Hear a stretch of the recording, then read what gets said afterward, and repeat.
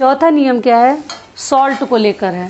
Salt को, जैसे ये नमक को ना कभी भी। नमस्कार दोस्तों, मैं हूं ममता तिवारी और आप सभी का स्वागत करती हूं मेरे चैनल ममताज वे में। कैसे हैं आप सब, तो ये बताने के लिए कमेंट बॉक्स में जय माता दी हमेशा की तरह ज़रूर लिखिए। तो चलिए आज हम इस वीडियो में जानेंगे अपने घर में सुख शांति के लिए, और हम महिलाओं को कौन से ऐसे 5 महत्वपूर्ण गलतियां कह लीजिए या भूल कह लीजिए जो हमें बिल्कुल नहीं करनी चाहिए, ध्यान रखनी चाहिए कि आपसे आज के बाद कभी ये गलतियां ना हो। तो इसी के ऊपर आज का हमारा वीडियो है, तो आप बने रहिए मेरे साथ मेरे चैनल पर। अगर आपको मेरा वीडियो पसंद आता है तो प्लीज़ आप मेरे चैनल को सब्सक्राइब कर दीजिएगा, बेल आइकन को प्रेस कर दीजिएगा, जिससे मेरे वीडियो के नए नोटिफिकेशन आप लोगों के पास सबसे पहले पहुंचे। तो चलिए शुरू करते हैं और मैं दिखाती हूं कि वो कौन कौन सी गलतियां हैं जो हमें भूल कर भी नहीं करनी चाहिए। हम ऐसा नहीं है कि जानबूझ के करते हैं, लेकिन कभी कभी गलती में कर जाते हैं। तो सबसे हमारा पहला नियम क्या है, चलिए मैं दिखा कर बताऊंगी, ठीक है। जो डाइनिंग टेबल पे खाते हैं उनके लिए तो ये नियम नहीं है, लेकिन जो नीचे देखिए, मैं ये मचिया है बैठने वाला, ठीक है, या पीढ़ी भी इसकी जगह पे होता है लकड़ी का, तो वो भी रहता है, या ऐसे प्लास्टिक का भी हम घर में रखते हैं। तो क्या करते हैं कभी कभी ना, जैसे राजस्थान वगैरह में इसी पर बैठ के खाया जाता है, ठीक है। नीचे लोग बैठते हैं और ऊपर थोड़ा सा ऊंचा रहता है चौकी जैसा, उस पर बैठ के खाते हैं। तो आपको क्या करनी है, वो देखिए, आप लोग कहते हैं कि दीदी पुरुष के लिए नियम क्यों नहीं है। देखिए, पुरुष के लिए सही में नियम कम बने हैं। जितने व्रत त्योहार है कौन करता है, हम ही लोग करते हैं। इतने कठिन कठिन व्रत त्योहार करते हैं। महिला के लिए जो नियम है ना, घर को कहाँ से कहाँ सुख समृद्धि पे पहुंचा देता है, लेकिन उसकी एक छोटी छोटी जो गलतियां होती हैं, आप लोग इसको अंधविश्वास समझते हैं। ये अंधविश्वास नहीं है। पहले ज़माने में लोग बहुत सुखी संपन्न थे, क्योंकि वो महिलाएं जो थी, घर की औरतें थी, नियम कानून से ज़िंदगी जीते थे। लेकिन अभी जो है ना, लोग मानते नहीं। आजकल के लोग तो और भी कम ही मानते हैं। जो यंग जनरेशन है, युवा पीढ़ी है, बिल्कुल नहीं मानते इस नियम को। लेकिन जो डाइनिंग टेबल पर खाते हैं उनके लिए नहीं है। लेकिन नीचे अगर आप भोजन करते हैं, क्या करनी है ना, यहाँ से आपको भोजन करनी है, ठीक है। जैसे घुटना है ना, समझा दे रही हूँ आपको, मैं ऐसे बताई थी शायद पहले। ये दोनों घुटना के बीच से आपको भोजन करनी है, ठीक है। आपको महिलाओं के लिए बिल्कुल शुभ नहीं है, और घर के लिए भी बिल्कुल सुख समृद्धि, आप सोच लीजिए कि आपके इस लक्षण और नियम से आ जाए, कभी नहीं हो सकता। तो क्या करनी है आपको, जैसे कि ये है ना घुटना, घुटना के बाहर से आके आपको भोजन नहीं करनी है। दरिद्रता का सबसे बड़ा निशानी है। घुटना के बाहर से आपको भोजन, किसी भी महिला के लिए, वो लड़की हो, वो महिला हो, वो औरत हो, सबके लिए। तो चलिए मैं आपको ना जैसे थाली रख के भी समझा देती हूँ। देना बेटा थाली। और देखिए, मैं थाली को ना रख के, हर महिलाएं इस बात को ध्यान दीजिएगा। अगर नीचे बैठकर आप खाती हैं तो ध्यान पक्का रखिएगा।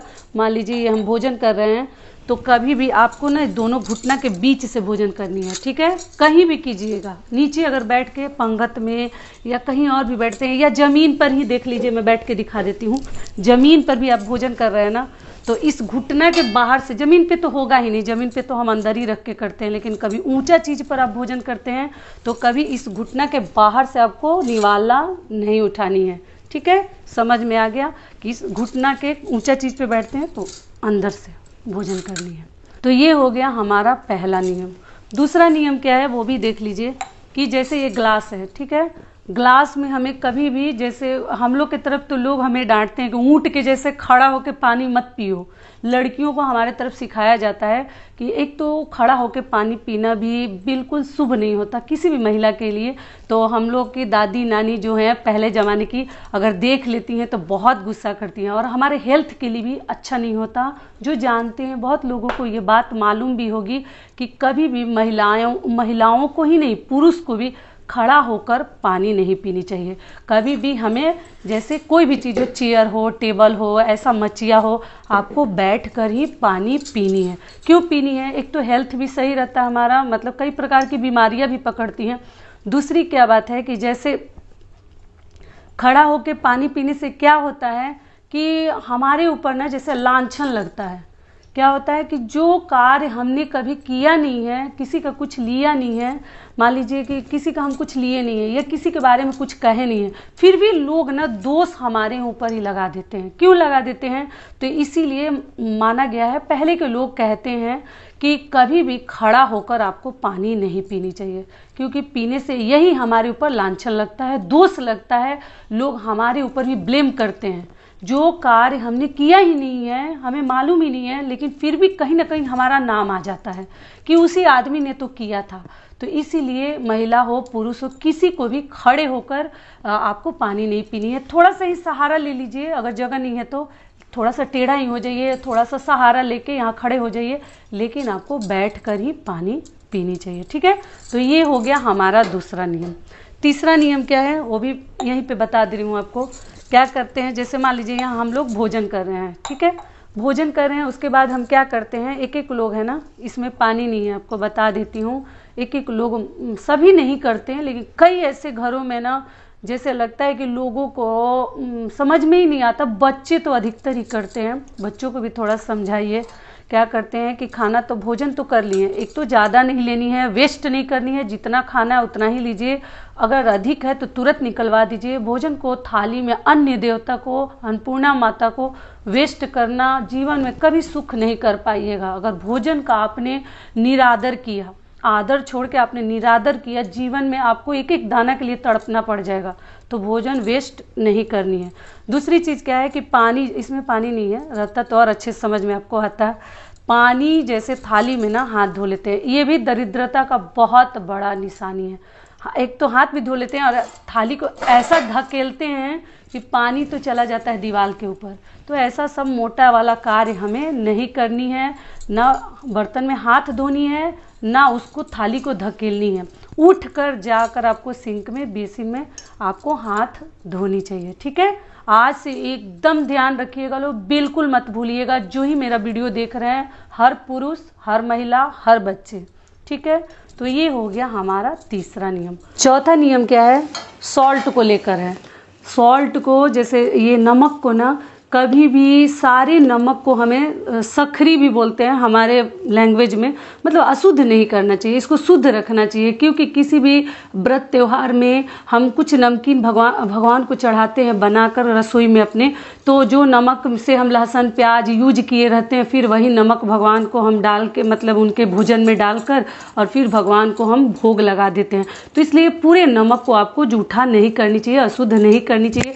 इसीलिए आपको नमक पूरा जो है एक साथ जूठा नहीं करनी चाहिए। बड़े डब्बे में 1 kg का अगर है तो देखिए मैं हॉर्लिक्स के डब्बे में रखी हूँ, और जितना यूज होता है उतना थोड़ा थोड़ा लेकर यूज करती हूँ। क्या होता है कि जैसे दिवाली में ना, दीपावली में आप लोग को मालूम ही है कि दरिद्र जब हम भगाते हैं घर से, दरिद्र को निकालते हैं, तो नमक को अशुद्ध माना जाता है। तो इसलिए अगर पूरा नमक आप यूज कर रहे हैं एक साथ, तो वो नमक हमें फेंकना पड़ता है, क्योंकि वो नमक हम नहीं इस्तेमाल कर सकते। इसीलिए पूरा नमक को एक साथ यूज मत कीजिए, थोड़ा सा इसमें से अपने लिए रख लीजिए यूज करने के लिए, और बाकी आप स्टोर करके रख सकते हैं। और साथ में नमक का एक और विधि बता देती हूँ कि जैसे मान लीजिए कि सामने वाला आपसे नमक मांग रहा है, जो खाने कोई बैठता है ना, थोड़ा सा नमक दे दीजिए। तो क्या करते हैं हम ले जाके नमक कभी कभी ना ऐसे हाथों में भी लोगों को दे देते हैं। मान लीजिए कोई मांग रहा है तो हाथ में ऐसे नमक दे देते हैं। ऐसे आपको नमक नहीं देनी है। या कोई आस पड़ोस भी आ रहा है, भूल कर भी बच्चों को, पड़ोसी को, रिश्तेदार को भूल कर भी नमक हाथ में मत दीजिए। इससे माना जाता है ना गरीबी आती है, और वो बच्चे को अगर आप देते हैं ना तो उसको गरीब बना रहे हैं। आप लोग विश्वास नहीं करते इस बातों पे ना, आप करके देखिएगा। तो कभी मान लीजिए बच्चा मांग रहा है, खाना में ही, मतलब भोजन में ही डालनी है, या कोई बड़ा भी मांग रहा है, थोड़ा ही सा देना है, तो क्या हुआ, या तो चम्मच से लेके जाके उनके थाली में डाल दीजिए, या आपको ना प्लेट में, अगर कोई मांगने भी आ जाता है ना, तो नमक उसको हाथ में मत दीजिएगा, ऐसे प्लेट में करके ही आपको नमक देनी चाहिए। अगर उस आदमी के लिए आप शुभ चाहते हैं, भलाई चाहते हैं, तो आपको नमक इस प्रकार से कटोरी में, प्लेट में देनी चाहिए। ठीक है, तो ये हो गया नमक का नियम, ये हमारा चौथा नियम हो गया। और जो हमारा पांचवा नियम है वो क्या है कि देखिए, कभी भी सोकर जब आप उठते हैं ना, तो आपको क्या करनी है, आप लोग बोलते हैं दीदी घर में ही अगर झगड़ालू आदमी है तो हम कैसे बचे। मैं बोलती हूँ कि देखिए, ऐसा माना जाता है ना कि जैसा सुबह सुबह आप देखिए ना, ये कीजिए, तो मुझे लगता है दिन भी उसी प्रकार का जाता है। तो सुबह सुबह एक तो झगड़ा लड़ाई तो मतलब भूल के ही ना करे, मन दुखी ना करे, भगवान को सबसे पहले नमस्कार करनी चाहिए। तो आपको क्या करना है, बेड से जैसे आप उठते हैं ना, तो आपको क्या करनी है, अपने मुंह को ना ऐसे पोंछ लेनी है। ठीक ठीक है। अपने फेस को, चेहरे को एकदम प्यार से पोंछ लीजिए और इसको ना ऐसे कुछ देर के लिए आपको देख लेनी चाहिए। इसमें सारे देवी देवता हमारे हथेली में ही है, तो किसी का भी अगर मुंह उसके बाद आप देखते हैं ना चेहरा, तो आपको बिल्कुल फ़र्क नहीं पड़ता। इसमें आपको देखकर प्रणाम करके ही आपको अपने दिन की शुरुआत करनी चाहिए, या मंदिर के सामने खड़ा होकर दूर से ही भगवान को प्रणाम कर लीजिए। उसके बाद शीशे में अपने आप को देख लीजिए। उसके बाद घर में ही झगड़ालू आदमी है तो क्या हुआ, उसके बाद उनको देखिए, जो ही है आपके परिवार के जो ही मेंबर है, तो आपको इस प्रकार से देखनी चाहिए, ठीक है। तो ये हो गया हमारा 5वां नियम। तो यही हमारे कुल 5 नियम थे जो मैंने आपके साथ शेयर कर दिया। आशा करती हूँ, उम्मीद करती हूँ कि इस वीडियो से आप लोगों को बहुत अधिक लाभ मिलेगा। फिर मिलती हूँ एक नए वीडियो में, तब तक के लिए नमस्कार। स्वस्थ रहिए, सुरक्षित रहिए और जहाँ कहीं भी रहिए खूब खुश रहिए।